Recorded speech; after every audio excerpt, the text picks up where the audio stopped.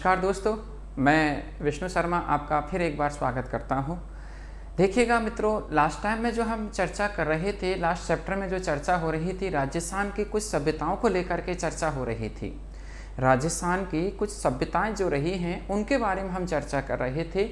और राजस्थान की जो सभ्यताएँ हैं उनमें मैंने आपको बहुत ही महत्वपूर्ण सभ्यताओं के बारे में चर्चा कर लिया था। जैसे आपको कालीबंगा सभ्यता मैंने बताई थी, इसके अलावा मैंने आपको आहड़ सभ्यता बताई थी, इसके अलावा गणेश्वर, इसके अलावा बैराट सभ्यता, इसके अलावा बालाथल सभ्यता के बारे में चर्चा हो चुकी थी। अब हम जो चर्चा करने जा रहे हैं मित्रों, वह जो चर्चा का जो है वो अपने यहाँ पर जो चर्चा अब हम जो कर रहे हैं वो जो कर रहे हैं हम एक और महत्वपूर्ण कुछ छोटी मोटी सभ्यताएँ बची हैं जो कि एग्जाम के पॉइंट ऑफ व्यू से बहुत ही महत्वपूर्ण हैं वो भी। और उनमें हम बात करें तो यहाँ पर सबसे पहले यहाँ पर जो चर्चा करते हैं नेक्स्ट आगे, और वो है आपके बागौर सभ्यता। बागौर सभ्यता के नाम से आप लोग इसको जानते हैं। बागौर सभ्यता के नाम से इसको जो है जाना जाता है। देखिएगा, बागौर सभ्यता की अगर हम बात करें तो ये जो सभ्यता है बागौर सभ्यता, इसकी जो खोज हुई थी, सबसे पहली बात तो स्थान कहाँ पर है ये बागौर जो स्थान है वो है आपके भीलवाड़ा में। ये कहाँ पर है? भीलवाड़ा जो है वहाँ पर है ये बागौर जो स्थान है। तो वहाँ से सभ्यता को खोजा गया है, ये जो बागौर की जो सभ्यता है इसको। तो भीलवाड़ा जो स्थान है वहाँ से जो है इस बागौर की सभ्यता को खोजा गया है। यहाँ पर एक नदी है और उस नदी की बात करें तो वो है कोठारी नदी। कोठारी नदी जो है, इस कोठारी नदी के किनारे से इस सभ्यता को खोजा गया था। कोठारी नदी के किनारे से इस सभ्यता को खोजा गया था, ये जो बागौर सभ्यता जो है इसको, राइट। इस सभ्यता की बात करें तो ये जो सभ्यता है इसके अगर हम बात करें तो खोज और उत्खनन कार्य दोनों एक साथ ही हुए थे। खोज और उत्खनन दोनों कार्य एक साथ हुए थे और वह हुए थे 1967-68 में जो है ये दोनों कार्य एक साथ हुए थे। 1967-68 में ये दोनों कार्य एक साथ हुए थे। और इन दोनों कार्यों की बात करें तो इन दोनों कार्यों को करने का जो श्रेय जाता है वह जाता है वीरेंद्र नाथ मिश्र को। वीरेंद्र नाथ मिश्र जो हैं, इस वीरेंद्र नाथ मिश्र को जो है ये श्रेय जाता है। वीरेंद्र नाथ मिश्र की बात करें तो उनको ये जो है श्रेय जाता है। यहाँ पर इस बात करें तो आपके यहाँ पर इस सभ्यता को खोजने का और उत्खनन करने का, दोनों जो श्रेय जाते हैं वह जो जाते हैं वीरेंद्र नाथ मिश्र को ये जो है श्रेय जाता है। इस सभ्यता का उत्खनन कार्य भी उन्हीं के दिशा निर्देशन में हुआ था और उसके दिशा निर्देशन में ही इसकी खोज हुई थी। तो ऐसी ये जो सभ्यता रही है। इस सभ्यता की बात करें तो इसका जो उपनाम जो मिलता है, इसका पहले कालक्रम की बात कर लेते हैं मित्रों। कालक्रम जो रहा है, इसका कालक्रम जो रहा है उस कालक्रम की बात करें तो ये 3000 ईस्वी पूर्व की सभ्यता बताई गई है। 3000 ईस्वी पूर्व कहने का मतलब जो बालाथल सभ्यता है उसके सिमिलर सभ्यता है। बालाथल सभ्यता 3000 से 2500 ईस्वी पूर्व के मध्य की सभ्यता बताई गई है। तो उसी समय की ये सभ्यता है, ये 3000 ईस्वी पूर्व की सभ्यता है। इस सभ्यता की बात करें तो ऐसा भी कहते हैं कि राजस्थान की सबसे प्राचीनतम सभ्यताओं में से एक है। इस सभ्यता की यहाँ पर हम बात करते हैं तो यहाँ से जो इस सभ्यता के जो उपनाम जो मिलता है, इस सभ्यता का उपनाम जो मिलता है, ये उपनाम के रूप में इसको जो कहा गया है वो यही कहा है, प्राचीनतम संस्कृति का जो है इसको संग्रहालय कहा गया है या आदिम संस्कृति का संग्रहालय कहा गया है इस सभ्यता को। तो इस सभ्यता को आदिम संस्कृति का संग्रहालय कहा गया है। आदिम संस्कृति जो है, इस आदिम संस्कृति का संग्रहालय इसको कहा गया है, ये जो सभ्यता है इसको, राइट। तो इसको आदिम संस्कृति का संग्रहालय जो है इसको कहा गया है, ये जो सभ्यता है इसको। तो आदिम संस्कृति के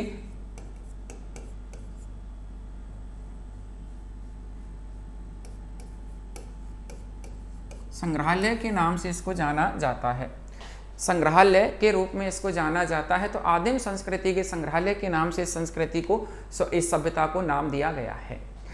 इस सभ्यता की बात करें तो ये जो सभ्यता है, यहाँ से जो साक्ष्य मिले हैं, एविडेंस जो मिले हैं यहाँ से, उन साक्ष्यों की अगर हम बात करते हैं तो देखिएगा यहाँ से ये जो सभ्यता है, यहाँ से आपके पशुपालन, कृषि, इनके यहाँ से साक्ष्य मिले हैं और यहाँ से सबसे प्राचीनतम पशुपालन का साक्ष्य मिला है इस सभ्यता से।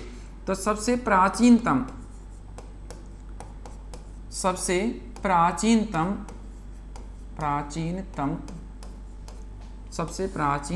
पशुपालन, सबसे प्राचीनतम पशुपालन के साक्ष्य मिले हैं यहाँ से। तो प्राचीनतम पशुपालन के साक्ष्य जो है इस सभ्यता से यहाँ से मिले हैं। इसके अलावा यहाँ पर कृषि के भी साक्ष्य मिले हैं, कृषि करने के भी यहाँ पर साक्ष्य मिले हैं, कृषि के भी साक्ष्य जो है यहाँ से प्राप्त हुए हैं, राइट। कृषि के साक्ष्यों के साथ साथ यहाँ पर आखेट के साक्ष्य तो मिले ही हैं, आखेट के साक्ष्य भी यहाँ से मिले हैं, आखेट के साक्ष्य जो है यहाँ से मिले हैं। आखेट का मतलब शिकार। तो यहाँ से देखिएगा आखेट के साक्ष्य मिले हैं, कृषि के साक्ष्य मिले हैं, पशुपालन के यहाँ से प्राचीनतम साक्ष्य मिले हैं इस सभ्यता से। इस सभ्यता की बात करें तो ये एकदम जो कह सकते हैं बर्बर अवस्था वाली सभ्यता रही है, जंगली अवस्था वाली सभ्यता रही है। यहाँ के जो लोग जो थे वो जंगली जानवरों की तरह ही यहाँ पर निवास करते थे, ऐसा यहाँ इसके बारे में जानकारी मिलती है।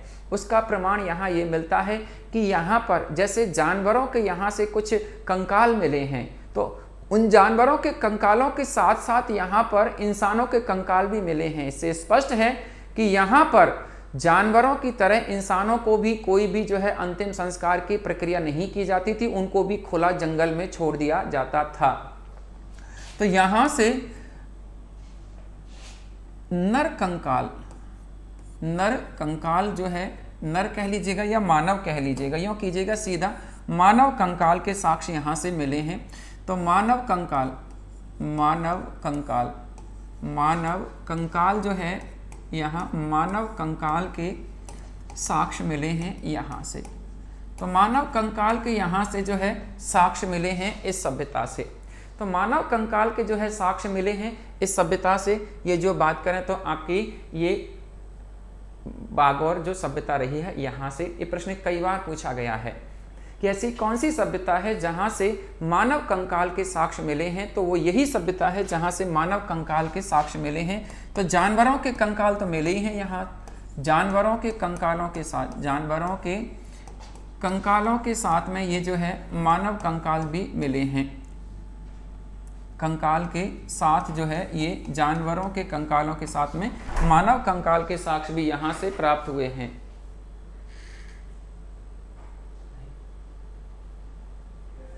छः बजे है मेरे ख्याल, 6 बजे है।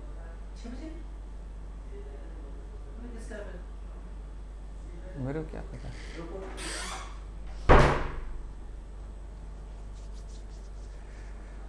तो देखिएगा यहाँ पर ये जो चर्चा कर रहे हैं हम, यहाँ पर ये आपके नर कंकालों के यहाँ से जो है साक्ष्य के रूप में यहाँ से साक्ष्य मिले हैं।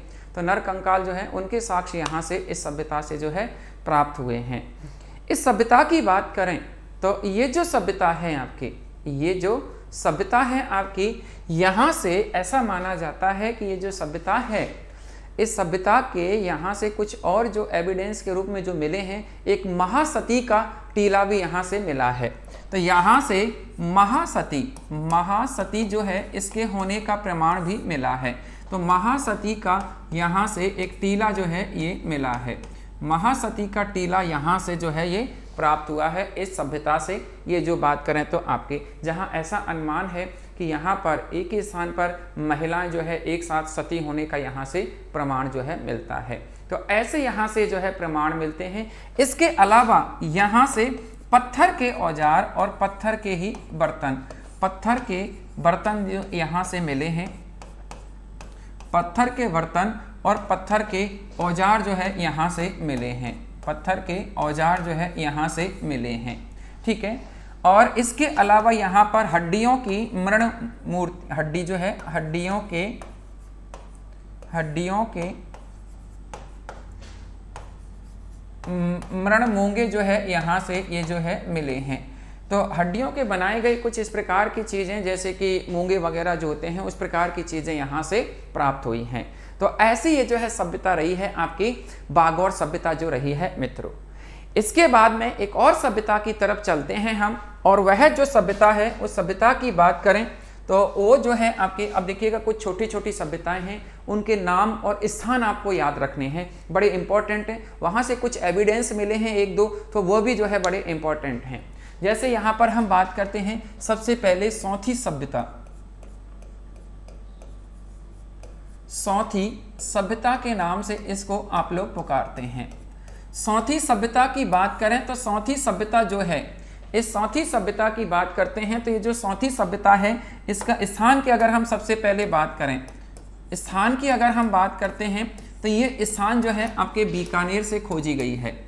बीकानेर जो है वहाँ से इस सभ्यता को खोजा गया है, बीकानेर से इस सौंथी सभ्यता को, बीकानेर से ये सभ्यता खोजी गई है। और इसको खोजने का जो कार्य किया है, खोजने का जो कार्य किया है वह जो किया है वह वीरेंद्र नाथ मिश्र ने ही किया है।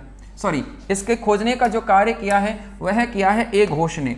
ए घोष जो हैं इन्होंने इस सभ्यता को खोजा था। ए घोष जो कि अमलानंद घोष के नाम से इनको जाना जाता है, इन्होंने इस सभ्यता को खोजा था। इस सभ्यता की बात करें तो ये जो सभ्यता है, इस सभ्यता को जो कहा जाता है वह जो कहा जाता है राजस्थान की प्रथम कालीबंगा सभ्यता कहा जाता है। राजस्थान की प्रथम कालीबंगा सभ्यता के नाम से पुकारते हैं, प्रथम कालीबंगा सभ्यता, कालीबंगा सभ्यता के नाम से इसको जाना जाता है, कालीबंगा सभ्यता के नाम से इसको जाना जाता है। तो राजस्थान की प्रथम कालीबंगा सभ्यता के नाम से इसको जाना जाता है, जो कि आपकी ये सौंथी सभ्यता के नाम से जिसे आप लोग पुकारते हैं। तो मित्रों यहाँ से प्रश्न कई बार पूछा गया है, राजस्थान की प्रथम कालीबंगा सभ्यता किसे कहते हैं। तो राजस्थान की प्रथम कालीबंगा सभ्यता जो कहा जाता है वह कहा जाता है सौंथी सभ्यता को कहा जाता है, क्योंकि यहाँ से कालीबंगा के जैसे ही या कालीबंगा के सिमिलर यहाँ से जो है साक्ष्य प्रमाण मिले हैं, ये जो आपके सौंथी सभ्यता जो है यहाँ से। इसके बाद में नेक्स्ट बात करते हैं, एक और सभ्यता की हम बात करते हैं मित्रों, और वह जो सभ्यता है वो है आपके जोधपुरा सभ्यता। जोधपुरा सभ्यता के नाम से इसको जाना जाता है, जोधपुरा सभ्यता के नाम से लोग इसको पुकारते हैं। जोधपुरा सभ्यता की बात करें तो देखिएगा, सबसे पहली बात तो स्थान विशेष, स्थान की अगर हम बात करें, ये जो सभ्यता है जोधपुरा जो सभ्यता है, इस सभ्यता की बात करें तो यहाँ ये जो खोजी गई है ये आपके जयपुर, जयपुर जो है यहाँ से खोजी गई है। जयपुर में मनोहर थाना करके जगह है, इधर पड़ता है ये मनोहर थाना, यहाँ ये जगह है, यहाँ से सभ्यता को जो है खोजा गया है। ये जो बात करें तो जोधपुरा जो सभ्यता है इसको, इस सभ्यता की बात करें तो यहाँ इस सभ्यता से जो साक्ष्य के रूप में जो प्रमाण जो मिलते हैं वो यहाँ से लोहा गलाने की भट्टियों के साक्ष्य मिले हैं, लोहा गलाने की, लोहा गलाने की भट्टियों के साक्ष्य, गलाने की भट्टियों के साक्ष्य यहाँ से जो है प्राप्त हुए हैं। लोहा गलाने की भट्टियाँ जो हैं, इन भट्टियों के साक्ष्य यहाँ से इस सभ्यता से प्राप्त हुए हैं। तो लोहा गलाने की भट्टियों के साक्ष्य यहाँ इस सभ्यता से जो है प्राप्त हुए हैं। लोहा गलाने की जो भट्टियाँ हैं, उन लोहा गलाने की भट्टियों के साक्ष्य इस सभ्यता से प्राप्त हुए हैं, ये जो जोधपुरा जो सभ्यता है यहाँ से। तो ऐसा ये जो है आपकी जोधपुरा सभ्यता रही है। यहाँ इंपॉर्टेंट जो है वो आपके स्थान विशेष को ध्यान रखना है कि जोधपुरा सभ्यता कहाँ है, तो वो है आपके जयपुर से खोजी गई है जोधपुरा सभ्यता। लोहा गलाने की भट्टियों के यहाँ से साक्ष्य मिले हैं, ये जो सभ्यता है यहाँ से। नेक्स्ट, इसके बाद में नेक्स्ट बात करते हैं एक और सभ्यता, और वह जो सभ्यता है वो है आपके रंगमहल सभ्यता। रंगमहल सभ्यता की बात करें तो देखिएगा, रंगमहल जो सभ्यता है, इस रंगमहल सभ्यता की बात करें तो ये जो स्थान विशेष है, स्थान की अगर हम बात करें तो ये आपके हनुमानगढ़, स्थान की अगर हम बात करें तो ये हनुमानगढ़ जो है यहाँ से इस सभ्यता को खोजा गया है। हनुमानगढ़ जो है वहाँ से इस सभ्यता को खोजा गया है।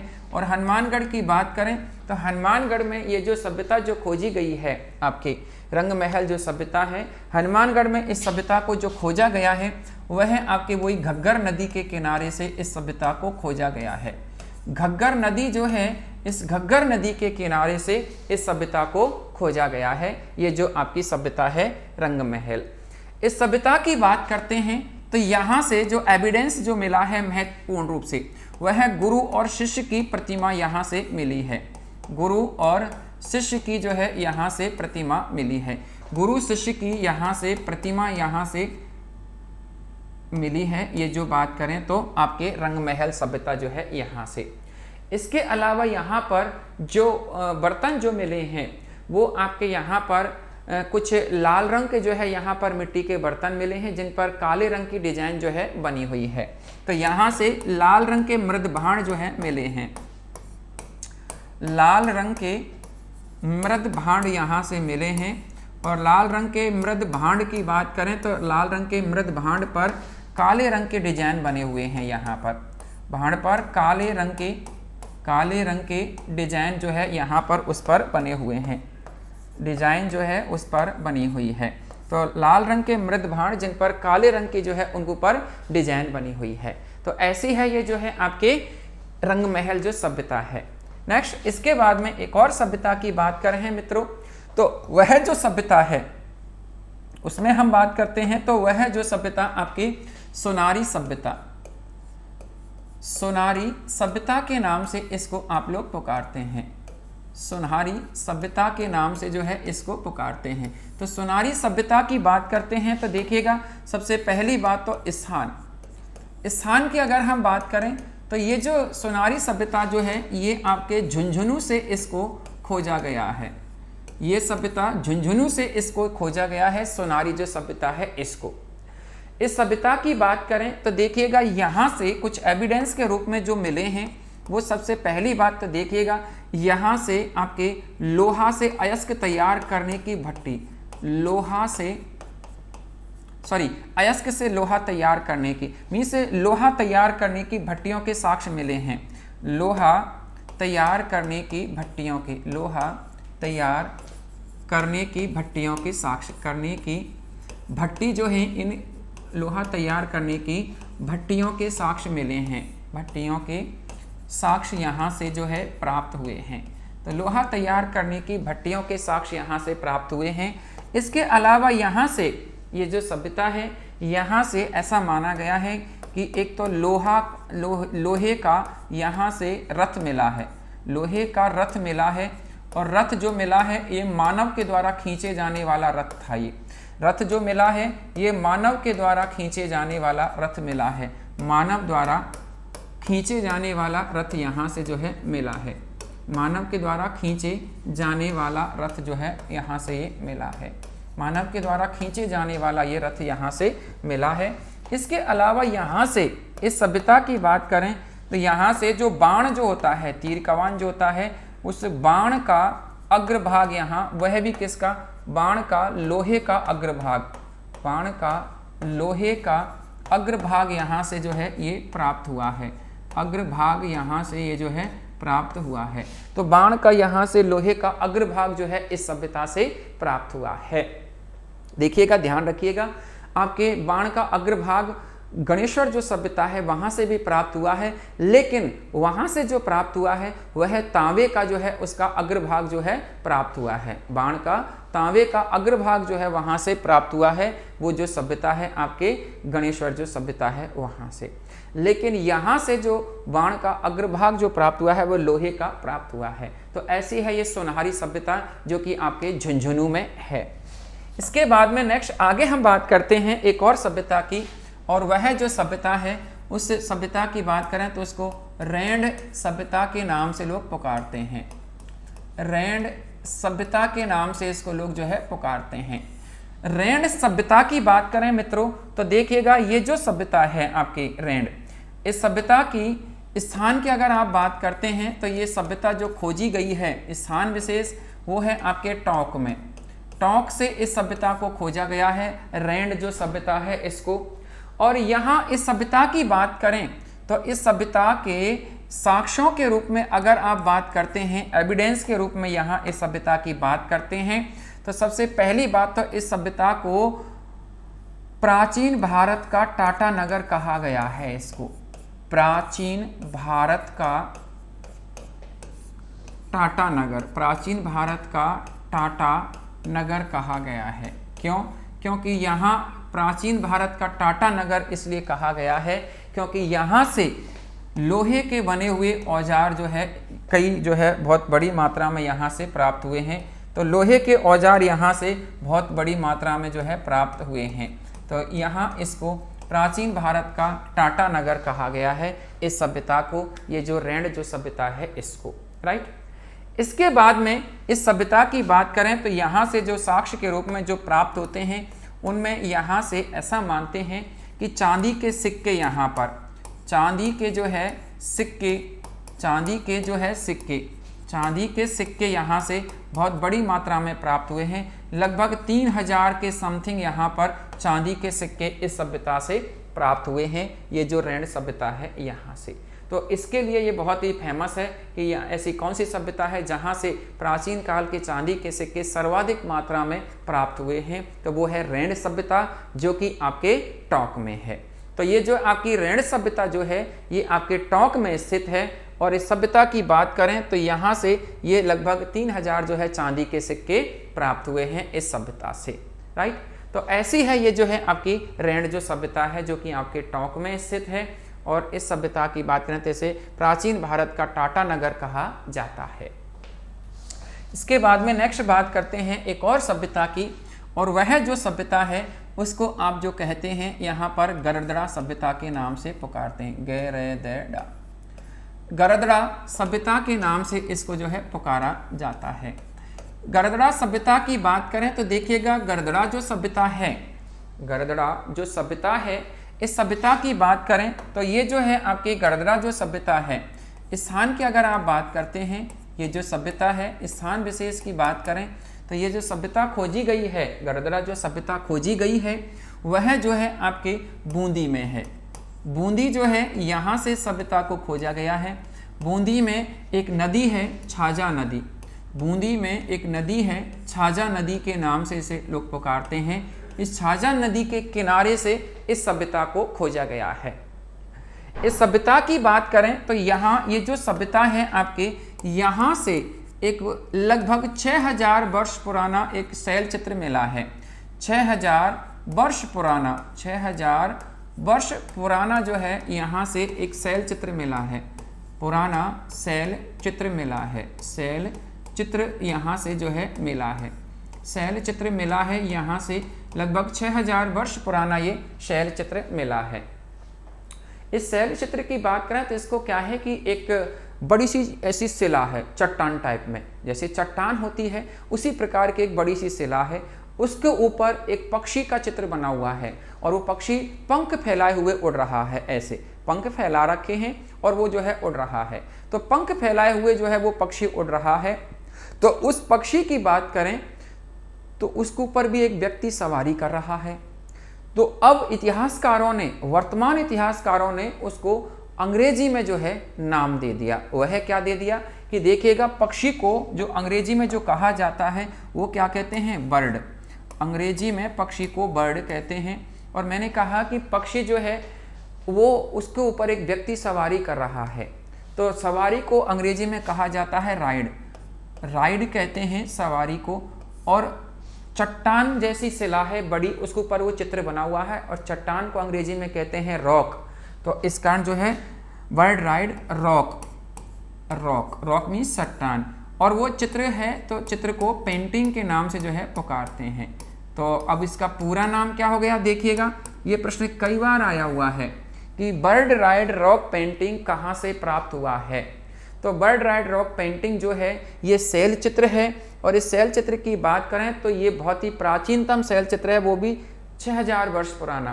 तो इसके बारे में ये कहते हैं कि भारत का प्राचीनतम शैल चित्र बताया गया है। ये राजस्थानी नहीं, पूरे भारत का सबसे प्राचीनतम शैल चित्र है। ये जो है आपके भारत का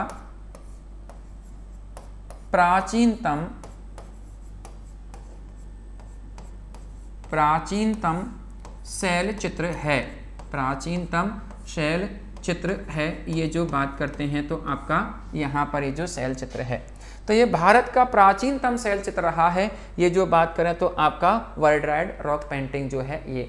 तो वर्ल्ड राइड रॉक पेंटिंग की बात करें तो वर्ल्ड राइड रॉक पेंटिंग जो है ये भारत का सबसे प्राचीनतम शैल चित्रों में से एक रहा है। तो इस प्रकार का यहाँ पर ये जो है रहा है आपका, ये जो बात करें तो गडगरा जो सभ्यता है ये। इसके बाद में नेक्स्ट आगे हम बात करते हैं दोस्तों, एक और सभ्यता की बात करते हैं, और वह जो सभ्यता है वो आपके जो है यहाँ पर उसकी बात करें तो वो है आपके गिलुंड सभ्यता। गिलुंड सभ्यता के नाम से इसको जाना जाता है। गिलुंड सभ्यता की बात करें तो देखिएगा कई बार स्थान विशेष को लेकर के यहाँ से प्रश्न आया है। इसकी बात करें तो ये जो है गिलुंड सभ्यता जो स्थान विशेष की अगर हम इसकी चर्चा करते हैं तो ये जो सभ्यता जो खोजी गई है वह आपके राजसमंद से इस सभ्यता को खोजा गया है। राजसमंद जो है वहां से सभ्यता को खोजा गया है, गिलुंड जो सभ्यता है इसको, राइट। तो गिलुंड जो सभ्यता है इस सभ्यता को जो खोजा गया है वह जो खोजा गया है आपके राजसमंद से। तो राजसमंद से इस सभ्यता को खोजा गया है, ये जो गिलुंड सभ्यता जो है इसको। यहाँ इस सभ्यता की खास बातों की अगर बात करते हैं तो ये जो सभ्यता है यहाँ से पक्की ईंटों के मकान मिले हैं, यहाँ से पक्की ईंटों के जो है यहाँ से मकान मिले हैं, पक्की ईंटों के मकान जो है यहाँ से मिले हैं, पक्की ईंटों के मकान प्राप्त हुए हैं यहाँ से। तो देखिएगा राजस्थान में ऐसे कहीं से भी पक्की ईंटों के मकान प्राप्त नहीं हुए हैं सभ्यताओं में, और वो एक ही ये सभ्यता है गिलुंड जो कि आपके राजसमंद में है। यहाँ से जो है कुछ इस प्रकार के पक्की ईंटों के मकानों के अवशेष मिले हैं। नेक्स्ट बात करते हैं एक और सभ्यता की अगर हम बात करें, और वह जो सभ्यता है आपके यहाँ पर कोटड़ा सभ्यता की बात करते हैं। कोटड़ा सभ्यता की हम यहाँ पर बात करते हैं। कोटड़ा सभ्यता की बात करें तो देखिएगा कोटड़ा जो सभ्यता है इसके स्थान विशेष की अगर हम बात करें तो स्थान विशेष जो है कोटड़ा सभ्यता ये आपके झालावाड़ में है, ये आपके झालावाड़ जो है वहाँ पर है, ठीक है, झालावाड़ जो है वहाँ पर है, राइट। तो झालावाड़ जो है वहाँ पर है, ये जो है आपके कोटड़ा जो सभ्यता है ये, ठीक है। इस सभ्यता की बात करें तो ये जो है आपके झालावाड़ में जो सभ्यता है, इस सभ्यता की अगर हम बात करें तो ये जो कोटड़ा जो सभ्यता है इसको जो खोजा था उसके बारे में ऐसा कहते हैं कि इसको दीपक शोध संस्थान करके एक संस्था थी, उन्होंने इसको खोजा था। और यहाँ इस सभ्यता से लगभग 8वीं से 12वीं सदी के लगभग आसपास के यहाँ से अवशेष मिले हैं। तो दीपक शोध संस्थान जो है, दीपक शोध संस्थान, दीपक शोध संस्थान है। इस दीपक शोध संस्थान की बात करें तो इस दीपक शोध संस्थान से जो है यहाँ से जो है ये दीपक शोध संस्थान के द्वारा इसको खोजा गया था। तो दीपक शोध संस्थान के द्वारा इसकी खोज की गई थी। ये जो बात करें तो कोटड़ा जो सभ्यता है इसकी, और ये जो सभ्यता है यहाँ से मैंने आपसे कहा कि लगभग 8वीं से 12वीं सदी के मध्य के यहाँ से कुछ साक्ष्य मिले हैं। तो 8वीं से 12वीं सदी के यहाँ से जो है साक्ष्य मिले हैं, कोई ज़्यादा पुराना नहीं है। 8वीं से 12वीं सदी के जो है यहाँ से जो है इसके साक्ष्य मिले हैं इस सभ्यता से, एक कोटड़ा जो सभ्यता है इससे। इसके बाद में नेक्स्ट बात करते हैं एक और सभ्यता की हम बात करते हैं, और वह जो सभ्यता है वो है आपके नोहो सभ्यता। नोहो सभ्यता के नाम से इसको लोग जो है पुकारते हैं, नोहो सभ्यता के नाम से इसको जाना जाता है।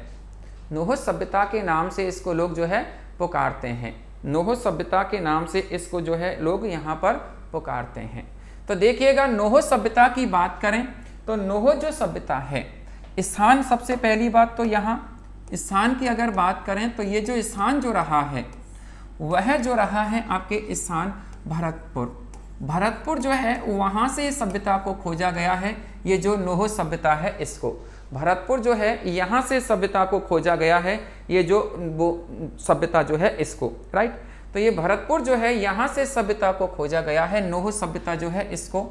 इस सभ्यता की बात करें तो ये जो सभ्यता है आपकी नोहो सभ्यता, यहाँ से जो कुछ एविडेंस के रूप में जो यहाँ से साक्ष्य के रूप में जो मिले हैं उनमें एक ऐसा मानते हैं कि एक 8 से 10 फीट ऊंची शिला है, 8 से 10 फीट ऊंची जो है एक शिला है, और इस 8 से 10 फीट ऊंची शिला पर एक बहुत ही बड़ा सा जो है चित्र बना हुआ है। 8 से 10 फीट ऊंची एक शिला है जिस पर एक बहुत ही बड़ा सा चित्र बना है भीमिकाय। और उस चित्र की बात करें तो उस चित्र को यहाँ पर जो कहा गया है, शिला पर चित्र बना हुआ मिला है, और उस चित्र की बात करें तो उसको जो कहा गया है कुछ इस प्रकार से, एक बड़ी सी शिला, ऐसे जो है बड़ी सी शिला है, उसके ऊपर जो है कुछ इस प्रकार से जो है बड़ा सा एक चित्र जो है बना हुआ है, राइट, बड़ा सा जो है उसके ऊपर चित्र जो है बना हुआ है। और ये जो बड़ा सा जो चित्र जो बना हुआ है, इस चित्र की बात करें तो इसका जो नाम दिया गया है वह जो दिया गया है जाखम बावा।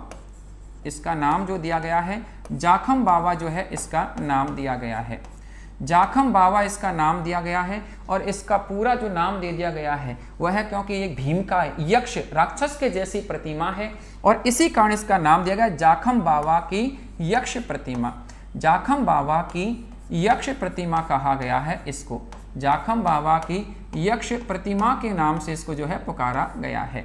तो ये प्रश्न कई बार यहाँ से मित्रों पूछा गया है कि जाखम बाबा की यक्ष प्रतिमा राजस्थान में कहाँ से प्राप्त हुई है। तो जाखम बाबा की जो यक्ष प्रतिमा है वह जो है आपके कहाँ से प्राप्त हुई है, नोह स्थान से प्राप्त हुई है। और ये एक्चुअल में ये भी क्या है, शैल चित्र है। ये भी क्या है, शैल चित्र है। ये शिला पर बना हुआ चित्र है, तो ये जो है शैल चित्र के रूप में इसको जाना जाता है। कहने का मतलब ये जो सभ्यता है ये पाषाणकालीन सभ्यताओं का जो है अनुमान कराती है। जहाँ से पत्थर की बनी हुई चीज़ें जो मिलती हैं वह पाषाणकालीन, जहाँ से तांबे की बनी हुई चीज़ें मिलती हैं वो ताम्रकालीन, जहाँ से लोहे की चीज़ें मिलती हैं वो है लोहकालीन, जहाँ से कांसे की चीज़ें मिलती हैं वो कांस्युगीन। तो ऐसे यहाँ से जो भी जिस प्रकार के एविडेंस मिलते हैं वहाँ उसको सभ्यता को उसी के नाम से संबोधित किया जाता है। तो ऐसा यहाँ से जो है नोह सभ्यता रही है जहाँ से इस जाखम बाबा की यक्ष प्रतिमा को कई बार एग्जाम में पूछ लिया है। ठीक है, इसके बाद में नेक्स्ट बात करते हैं, एक और सभ्यता की आपको चर्चा करते हैं और वो है डडीकर सभ्यता। डडीकर सभ्यता, डडीकर सभ्यता के नाम से आप लोग इसको पुकारते हैं। डडीकर सभ्यता की बात करें मित्रों, डडीकर जो स्थान है ये आपके जो है अलवर में है स्थान। डडीकर जो स्थान है ये अलवर में है। और इस डडीकर स्थान की बात करें तो ये जो डडीकर जो स्थान अलवर में जो है, अलवर जो है यहाँ पर है। यहाँ से ऐसा बताते हैं कि एविडेंस के रूप में यहाँ से भी 5000 वर्ष पुराने शैल चित्र मिले हैं। 5000 वर्ष पुराने यहाँ से पुराने शैल चित्र यहाँ से प्राप्त हुए हैं। ये जो आपके सभ्यता है यहाँ से शैल चित्र प्राप्त हुए हैं, यहाँ से प्राप्त हुए हैं। तो यहाँ से भी जो है आपके लगभग 5000 वर्ष पुराने शैल चित्र प्राप्त हुए हैं। डडीकर जो सभ्यता है यहाँ से। तो कई बार तो ऐसे ही पूछा था डडीकर सभ्यता कहाँ पर है, तो अलवर में है डडीकर सभ्यता। तो मित्रों ऐसी कुछ ये सभ्यताओं के बारे में जो है यहाँ पर मैंने आपको जानकारी दी। सभ्यताएं राजस्थान में केवल यही नहीं है, मैंने यहाँ आपको 15-20 सभ्यताओं के बारे में चर्चा किया है। इन सभ्यताओं की बात करें तो केवल यही नहीं है, यहाँ लगभग 84 सभ्यताएं खोजी जा चुकी हैं। तो सभी तक पहुँचना तो पॉसिबल नहीं है, लेकिन जो एग्जाम के पॉइंट ऑफ व्यू से जो महत्वपूर्ण है वो सभी सभ्यताओं के बारे में मैंने यहाँ पर आपके सामने चर्चा की है। नेक्स्ट, आज इस अध्याय में इतना ही। अगले अध्याय के लिए हम आगे बढ़ते हैं। अगले अध्याय में जो है हम चर्चा करेंगे, एक नए टॉपिक के बारे में चर्चा करते हैं।